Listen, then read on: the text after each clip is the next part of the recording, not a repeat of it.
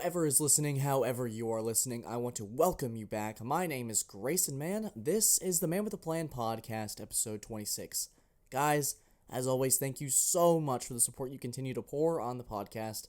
You guys' support's going to pay off. This summer is going to be filled with content. I cannot wait.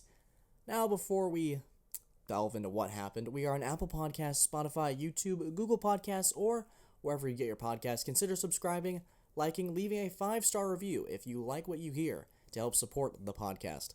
So you're probably wondering where I was, or why wasn't there an episode of a podcast? And so this is my thought process last week. It was about Monday, and I was thinking, all right, I could put out a podcast episode that was rushed about the NFL draft, what I'm expecting, looking forward to, and I had finals to deal with. I was moving out the next day on Friday and Saturday. It was just a whole mess. It was chaotic. So I was thinking, all right, when I get back and moved in, I'm settled, I'll make an episode about the draft and what we saw and my expectations moving forward, all the stuff.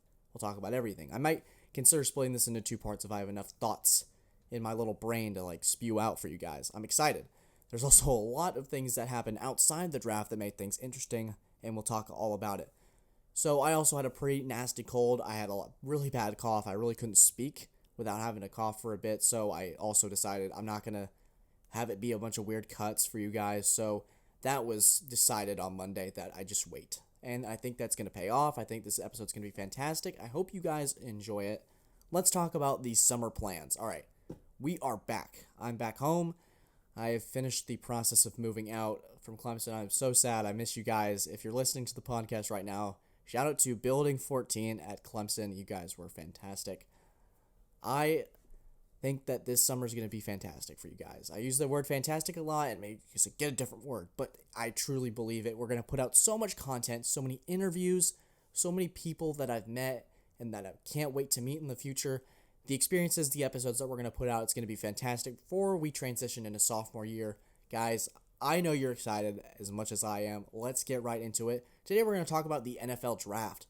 The 2021 NFL draft has officially passed. It's upon us. We've got our players. We've got our teams. What situations have come of this? We're going to talk about Aaron Rodgers. What in the hell happened while I was gone? Usually you hope as a podcaster and you're trying to start up something and build an audience. You're like, I hope that the biggest story of the year doesn't drop while I'm trying to take a break.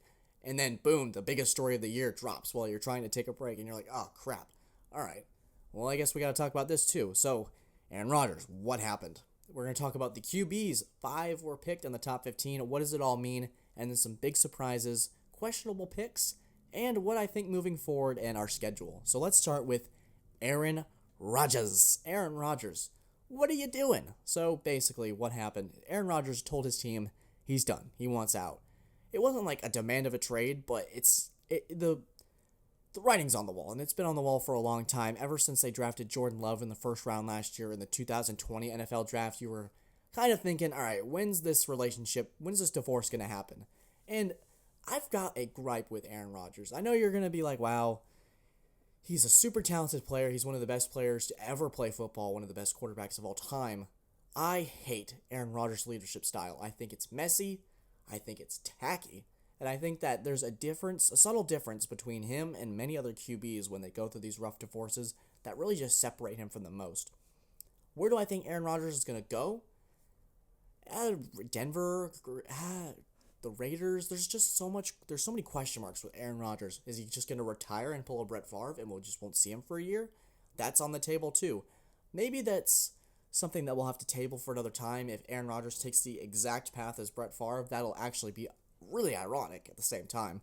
But I really want to talk about this leadership thing because Aaron Rodgers is known as he's a tough guy to deal with. And when you have a divorce like this, I always look back at how Tom Brady handled the divorce with the Patriots. You leave a place for 20 years, and there's bound to be people asking, was there any bad blood? You stay with someone for so long, what happened, what changed? And Brady was nothing but respectful. Kraft and Belichick were nothing but respectful. It feels like it was just the right time to leave. It was the mutual breakup, as you want to say. I'm sure Belichick and Kraft would love to have Tom Brady back as he won Tampa Bay a Super Bowl. But the pieces were in the right directions for Brady to be able to go and make his own legacy at Tampa Bay alongside trying to make another team winners, another team a group of champions. And I think that all this time, Brady could have trashed the Patriots. He could have said, don't go there. It's terrible to play. I hate Bill Belichick. He's the worst head coach. I created this. And it's evident with what New England did in 2021 with free agency. They're able to sign a lot of guys. A lot of people have respect for Coach Belichick. I think Cam Newton deserves a lot of that credit, while they were able to pick up a lot of guys. And I think Brady, in most part, just keeping his mouth shut, not trashing the Patriots and that organization and Kraft, it really does a lot for the long run, because players see that Brady was nothing but respectful. If they have an opportunity to go to play in New England, they're going to go take it. Who wants to play in Green Bay right now? I feel bad for the kid that got drafted out of Georgia, Eric Stokes, in that first round. He doesn't want to be there. He's basically a chip and a pawn in that Aaron Rodgers feud.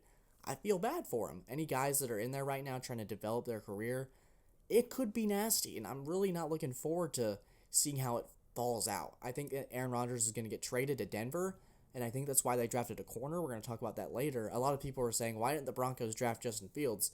There's a reason for that. I just think that this Aaron Rodgers thing is a big mess. It's a whole big situation. His attitude is terrible. There's a lot of things I don't like about it. I think that he's really talented, but I think he's severely lax in the leadership department. All right, let's shift to the NFL draft. Words cannot describe how much I love the NFL draft with all of my heart. You guys don't even get it. The NFL draft is just such an event. It's such a place where hope. I actually used this phrase in the last time I talked about the NFL draft so long ago, a year ago in the first episode. You're like, the draft is a place of hope. It's a place where teams feel like they got their guys again. I was being really cheesy and cliche because I thought it would add to the tension of the podcast or make it super cool. But I digress. Anyways, I just love the NFL draft. The chair was there, Goodell was there, the fans were there, everyone was super happy, everyone had their section for their team where they could all hang out. It was just great.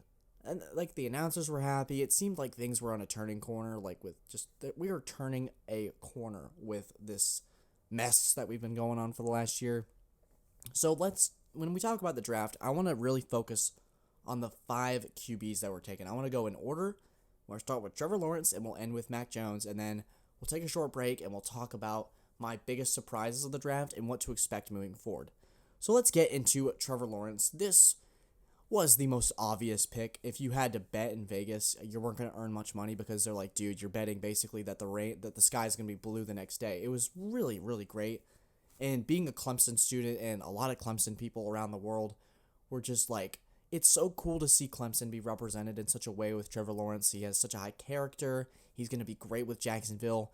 Let's talk about the pairing with him and Urban Meyer. I was really concerned how Urban Meyer was going to draft, and I think you could either go one way or the other with criticizing Urban Meyer. I would give him a year to be an NFL coach. You guys keep in mind he was a Fox Sports analyst for college football. He was a college football head coach for 2 really powerful schools, Florida, Ohio State, and Utah. He started out with Utah, the Utes. And he's used to recruiting guys. He's used to building a program where he gets all the pieces, all the prizes. So the NFL draft is a little different. And I think Urban's got to learn. He's got to take a year to learn the ropes of how to be an NFL coach. He's smart. He's quick on his feet. He's determined. And his bargaining chip to going to the NFL in the first place was that you're going to get Trevor Lawrence as your QB. Do I think it works in Jacksonville? Yes. I think that Jacksonville's got a roster. They got a lot of guys on the offense, like DJ Chark, James Robinson. We'll see how Travis Etienne fits to that. That'll go into the surprise column, actually. We'll talk about that later. How does it all fit? I think Trevor Lawrence is the glue that holds the team together. I think they're going to be a really fun team, especially with 17 games. I think the value of that extra game for these rookie QBs, they're going to be able to develop more. They're going to be able to learn, see more, have more tape to study in the offseason. You're going to get your preseason. You're going to get your OTAs, your training camp, stuff that we simply didn't have last year. I'm excited for that extra value of practice. These guys need the reps, and I think what those rookie QBs suffered from last year, they lacked in the reps department. They weren't able to get a rhythm, a chemistry. It was affected on all across high school, college, and in the NFL. I think that Trevor Lawrence is going to pan out just fine. If I had to make a prediction, they'll go 6-11, 7-10. They'll be a really fun team, competitive to watch, and you'll be like, watch out for Jacksonville in the coming years. Trevor is their guy. Now let's talk about Zach Wilson. Zach Wilson is the QB of the New York Football Jets, and I think that the New York Jets did a fantastic job in the first round, especially. They got Zach Wilson. Elijah Vera Tucker. I think that what you're going to start to find is that do the Jets go through this big cycle again? Because it feels like every 4 years you get this Jets will draft a QB again. And then 4 years later, it's like the presidential cycle. Oh, we get a new Democrat. Oh, we get a new Republican. Oh, we get a new Jets QB. It's Sam Darnold. It's Mark Sanchez. Geno Smith. Who are we going to get next? Zach Wilson is the guy. It's almost like the Cleveland Browns jersey with all those QBs. Maybe we start getting a Jets jersey with that. That'd actually be kind of funny. If someone can find that, please send that to me. That would be hilarious to have. But I think Zach Wilson's going to bring a certain moxie to New York. He's got a good personality. He's a high, just like overall energetic guy. He's able to get the ball in the right places. I really like the way that it feels like in this draft. Let me just preface this for all guys, that they went to the place that fits for them, either whether personality, whether scheme. I think Salah and Zach Wilson will have this chip on their shoulder type vibe because Zach Wilson's going to come from a small school at BYU. Not like BYU's not a small school by any means, but football terms. And then Robert Saleh, the new NFL head coach, he's going to be up against a lot in his division, so they'll be able to pair together and learn together how to be NFL players and NFL coaches. I really like Zach Wilson. I'm the most worried for him just because the Jets are the Jets, and you never know how that's going to turn out. But maybe I'm proven wrong, and I would love to be proven wrong. I'd love to see an AFC East division that's got the Dolphins, Pats, Bills, and just the Jets just mesh well together. They become the most competitive division in football. That would be fun to see, and we'll find out if they can do that. Let's move on to Trey Lance. We're just going rapid fire, guys. We're going to talk, get my opinion out. What do I think? Maybe a record or two and just like some stuff. So let's talk about Trey Lance. This was definitely a shock, especially when people were telling you Mac Jones is going to be the QB taken with the 49ers. A lot of people thought it fit Shanahan's offense, and while it does, I was super excited about this. I wanted to use this. All right, hear me out. Let's say you're Kyle Shanahan, and you drive a Honda Accord. And that Honda Accord, it gets you places. It's valuable. You like it. It's able to get where you need to go. Good gas mileage. You see your friends from high school twice a year, and your friends from high school got a convertible, a Corvette, a Porsche, and you're like, man, I love those Porsches. They're fast, they're smooth, they get you where you need to go even quicker, and they do it, and they're very fancy doing it. You like your Honda Accord. It's nice. It gets you places. It may not be as flashy as those cars, but sometimes you're going to that dealership, you drive by that dealership on the way to work, and you're like, man, I'd love an upgrade. I love my Honda Accord, but I just need an upgrade, man. I need that convertible. I need to be able to take the top off when it's super nice outside and just drive with the wind in that great temperature. Jimmy Garoppolo is that Honda Accord. Mac Jones is that Honda Accord. We're talking about that Honda Accord thing with the Patriots. Patriots are fine with the Honda Accord. They don't care New England doesn't care what people are driving. They'll focus on their own thing. But for Shanahan, it's a little different. He's kind of in this rivalry with Sean McVay as the smartest head coach in football. And like, who can outmaster the other one? Who can outclass the other? And it's just a battle, constant battle. Jimmy Garoppolo has not really won yet any battles recently. And so what I'm thinking, I think Trey Lance was that convertible. I think Trey Lance gets you where you need to go. He's flashy while he does it. And everyone's looking at you and they're like, whoa, nice car, dude. And you get those compliments, people double take. Kyle Shanahan wants to be driving that convertible when he's facing his opponents like Matthew Stafford, Kyler Murray, Russell Wilson, those guys that can do it all. Sure, he'd love to have Mac Jones or Jimmy Garoppolo who are reliable, but Trey Lance has an ability and a potential to be able to elevate you to places you've never even been able to take your offense. And I think Trey Lance could do that with a talent like Brandon Ayuk, Deebo Samuel, George Kittle. The possibilities are endless to what you could do with that San Francisco offense in a division that you sorely need that guy to take you over the top. You got to have battles with Kyler Murray twice a year, Russell Wilson twice a year, Matthew Stafford now. Matthew Stafford's no Honda Accord, or he's no sedan. He's able to take you places. He's good. He's been hindered by the Detroit Lions for half of his career, like the decade of his career. We're about to see how it goes with LA. I'm really excited, actually, what Sean McVay's crafted up. Oh, the football season is just going to be so much fun. Oh my gosh. But Trey Lance, the sample size, while small, I think that his style really fits with what Shanahan wants. He's able to run people over. He's able to pass really well. And that North Dakota State thing, that trend with Carson Wentz may give you some issues, but I think you just got to see it through. And Jimmy Garoppolo, you could still have him for one more year, let Trey Lance learn to be a pro, and then give him the keys to the offense. I think you got a great situation in San Francisco, and I think they're going to be a playoff contender for years to come. All right, let's move on to QB4 off the board. This was Justin Fields. And the team that kind of shocked me was Chicago that made the move. I want to take you guys back to January when it was in the playoffs. It was 7-3, and Trubisky throws probably the nicest pass of his career, and it's dropped. And I go, well, that's the game. And I didn't think that Trubisky at first was going to be able to make the Saints-Bears game very competitive, but he did. And I was thinking the entire time, Chicago has a fantastic roster. They got one of the best defenses in the NFL, one of the best receivers in the NFL, and just a fantastic head coach who can scheme really well. Why aren't the Bears good? And I look on the screen, number 10, Mitchell Trubisky. Trubisky's now a backup for the Buffalo Bills. Trubisky should not have been picked over Mahomes or Watson. The argument there, it's just a big mess. You were very shocked to hear Trubisky's name called, and it showed. Chicago is in disarray. They are barely making the playoffs just because that roster alone is so talented that it could carry a Trubisky-Foles combo that was just really painful to watch and let them do the playoffs. And they were competitive for 3.5 quarters till Drew Brees eventually pulled away.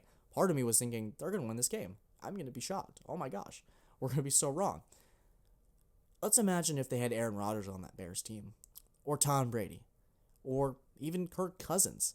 You get a QB that can elevate that offense, that team. I think Justin Fields is going to be that guy to do it. I think Justin Fields is electric. I think he is tough. He's what Chicago needs, that tough word. You got to take him back to that Sugar Bowl game, and I'll be the first to admit it. I was wrong about Justin Fields. We are very controversial on this podcast. We called him out. We were not the biggest fans of his performance in the 2020 season. Games against Northwestern, games against just the Rutgers where he threw multiple picks, and I was like, man, not Rutgers, it was the Indiana Hoosiers. My fault. But those multiple interceptions games, I was like, man, there's just something off about Fields. This is why I took him over Trevor. And that Sugar Bowl game, Ohio State had the time to work the chemistry with the receivers after a mess of a COVID season where they're only able to play about 6 to 7 games. And some of them were canceled, and a lot of people thought they shouldn't have been there.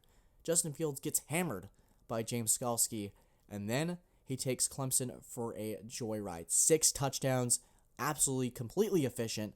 Clemson had no answer. Their secondary were completely lost. Justin Fields was carving them up, and he proved that night that he was among the best for the NFL draft. And Chicago realized it. They are on thin ice. They're basically one step away from the ice falling beneath them, and Ryan Pace and Matt Nagy losing both of their jobs. They're on a tight leash, and Chicago is ready to pull it. It's bad. So I think that they made this last-ditch effort with Justin Fields. If this had been Mac Jones, we probably would have had a different conversation. But I think Fields is that tough element. He's that kind of guy that can elevate Chicago. Allen Robinson's going to be happy that they're having a new QB. Let's hope that they can develop an offense around Justin Fields that really takes this to the next step. And I want to make an actual bold claim. I think Chicago will win the NFC North next year. If Justin Fields pans out at all to what he was at Ohio State, it's going to be a scary team. Khalil Mack, that defense is going to stop you at any turn, and the offense is going to be able to put up points to replicate it. This is a team that really only needs to score 17 points a game to really keep things within the realm of winning. If they score 20, you're going to win the game. If Justin Fields is able to take this team to even half of what Trubisky wished he could take it to, watch out. That could be a team that wins the NFC North consistently. Because Aaron Rodgers, we don't know what the heck he's doing. The Detroit Lions, Dan Campbell might bite somebody's knee off and get suspended for 4 games. And then we don't know what the Vikings are going to be with Kirk Cousins. They may be competitive. They may fall and go 4-12. They're a real mystery to me. We'll do in-depth team dives this summer. We're going to go through each division and after the draft, and I think halfway through training camp we'll start to do that because injuries could pop up that make things change, and we'll just do a record prediction. I'm really actually excited for that when the schedule releases and drops because those order of those games really matter. But I think Chicago's got a real shot to win the NFC North. Justin Fields, if he elevates his play, if he elevates the guys around him, the defense will respond to that. I'm very excited to see what Justin Fields does with the Chicago Bears. Now, finally, before we take a short break, let's talk about Mac Jones. And I know you're going to go, oh, the New England Patriots, you're rolling your eyes right now. I can tell. I can see it. I see all. Oh. But with Mac Jones with the Patriots, I think it could not have been a better fit. And I think that a lot of fans probably wanted Justin Fields, Trey Lance, someone more exciting. But I think for New England, it's never been about the athleticism. It's never been about what you can't do. It's always been about what you can do. And what Mac Jones can do, he's an intelligent QB. And I think what made Brady so great in New England is that he had the drive to do it, and he also had the intelligence to do it. He was able to carve apart defenses, and he was able to understand a playbook that was so hard to master for so many. And while he was in the system for so long, I think Mac Jones is going to be able to take that playbook in New England and really take it in stride. If he's able to translate his accuracy, his good decision making, I think New England's got a QB of the future. They may not be as explosive as Josh Allen or potentially a Zach Wilson. We'll see how Tua pans out. But they'll be competitive. You'll get a defense that's reliable with Bill Belichick and a quarterback that takes care of the ball. Now, what do you do with Cam Newton? Belichick said in his press conference, that Cam's a starter until somebody plays better. So I think what could happen is that mid through the year, Belichick will have this tight leash on Cam Newton. He might have a multiple interception game, and he goes, Mac, get in there. And that's the season for basically Cam Newton. I think that this training camp, you're going to have June, July, August. They're going to have a lot of time to be able to decide, does Mac Jones have what it takes? I'm sure Belichick would love to sit him for the year and just take time with this and let it develop. But he's also never spent a first-round pick on a QB before. This is the first time in the Belichick era that he's done this. So you have to be thinking in the thought mind bubble of Bill Belichick with the dog, Robert Kraft, and him missing Tom Brady, that he drafted Mac Jones for a reason, and that Mac Jones is going to play. So there's your excitement. I was so happy to see Mac Jones. There's actually a thing where he dapped up the commissioner and hugged him, and he was like, I wanted to go here all along, but don't tell anybody. It was really funny. If he wants to be there and he's excited, I think that production's going to translate on the field. I think New England's got a good situation. They finally got their guy of the future. And I think in this special situation, all the QBs went to the right spot. And that really is exciting to hear. Really exciting to see. Will that pan out necessarily? Probably not. But the hope of the NFL draft makes something like this very unique, and we'll be able to talk about it for months on end. And I'm so hyped. All right, when we return, we're going to talk about my biggest surprises of the draft. Jacksonville? Oakland? Oakland. Oh, no, not Oakland. Las Vegas. Las Vegas Raiders. What are they doing? We'll talk about a couple things that I was shocked about in the draft, and then we'll wrap it up with a little update with what we're going to do this summer and what to expect. This is Grayson Mann. This is the Man with a Plan podcast, episode 26, so we'll be right back.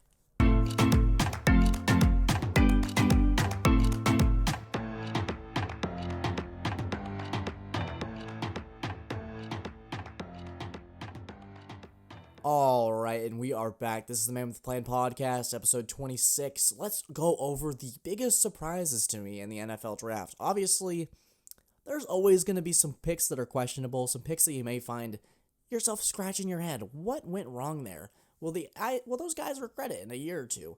Some ones that really pop off my head. The Titans with Caleb Farley. The thing with his back really concerns me, but Tennessee's always making those bold picks. It didn't really work out last year with Isaiah Wilson, but we'll figure that out. The ones I really want to talk about are three. Najee Harris to the Pittsburgh Steelers was a surprise. Travis Etienne to the Jacksonville Jaguars, and Alex Leatherwood to the Las Vegas Raiders. I keep saying Oakland like Oakland's like they're still in Oakland playing on that baseball field with the A's. Grayson's got to drill it out of your head. Vegas, Vegas, Vegas. But anyways, I really want to talk about Gruden and Mayock. I was on the phone with my dad, and I said, Dad, I think that Mayock and Gruden might be having a tough time transitioning from that TV draft to what they're actually trying to do as a team. I think Mayock and Gruden, they're great personalities. They're great. Gruden's a great coach, obviously won a Super Bowl with Tampa Bay, but this transition, it's really not been the best. I don't think that Gruden and Mayock really know what they're doing sometimes. Not saying that I could draft better than them, because clearly I can't, but the high picks and the reaches that they've had the last couple years, obviously Henry Ruggs was pretty good, but Farrell, this Leatherwood guy, these like high character guys, they're trying to build a team with guys with high character. It feels like the right move to do, but when the dude's projected as a day 2 guy, you gotta go and get the best guy on the board instead of your own personal mantra. Sometimes that you gotta work out those problems. I think what New England did with Ronnie Perkins, this guy's got some issues, but Belichick's gonna have a tight leash. He drafted him in the later round for a reason. Talent, high risk, high reward type guy in those rounds. Obviously, you don't want to use that on every pick, but I think that Oakland, they've been playing it a little too safe, and sometimes you just got to go out there and pick somebody that maybe it might not work out, but you want fans to be amazed and not disappointed again. I was like, Alex Leatherwood, who's that? and it was the guard from Alabama, and they're not really in the department. Obviously, the Raiders' offensive line is a little depleted right now because Gruden made a lot of moves in the offseason, and I'm not trying to say that they're idiots and they have no idea what they're doing, but sometimes I'm just scratching my head with Oakland, you know? It's just a little weird. I'm like, why are they doing that? And they always seem to be on the cusp of the playoffs each year. They've got the roster to do it, but there's just something holding them back, and I just don't know what it is. Is it their drafting? Is it Mayock? Is it Gruden? Is it Carr? I have no idea. The Raiders are just a head-scratcher to me. Is it the new place in Vegas? I don't know. They always seem to beat these great teams every year, and the Raiders in general just don't make sense to me sometimes. If there's a Raiders fan that's listening to this and you just want to come talk on the podcast about Raiders football and slap some sense into me, please do it, because the Raiders confuse me. All right, let's talk about Travis Etienne. Travis Etienne was a powerhouse running back out of Clemson. He was a guy he just speared his way through the tackles. He was able to find those holes, burst onto the scene. He was a fantastic, explosive guy. And so people are like, why did Jacksonville draft Travis Etienne in the first round when they have James Robinson? And here's the thing. I know Urban Meyer's new to this, but I think we need to give him some time. And I said this earlier in the podcast that we need to give we need to give Myers the time to be able to find the guys that he wants and finds the team that he needs. And I think that with Etienne and Trevor, you're going to get some familiarity there. They're going to be able to learn the NFL ropes together. And I think that Etienne and James Robinson will be a fantastic 1-2 punch. But wait, you say, they have Carlos Hyde. Carlos Hyde is expendable. This pick really just shows that. He's on borrowed time. He might be there to mentor those guys, teach them how to be NFL pros. I don't think Hyde's going to be there for the long term. This is going to be a running back group where it's going to be Travis Etienne and James Robinson. What if one of those guys gets hurt? You saw with Dallas and Carolina when Christian McCaffrey and Ezekiel Elliott were struggling a little bit.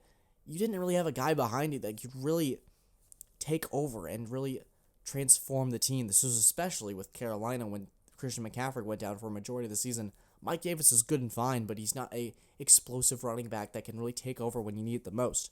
I really like Travis Etienne. Maybe they reached with a first-round pick. Maybe they could have gotten him right in the second round. But it's just, there's a lot of things moving around. Urban Meyer's got to learn how to be a coach in the pros.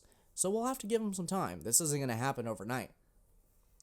All right, I really want to talk about the Jets real quick before we wrap things up. The Jets made moves.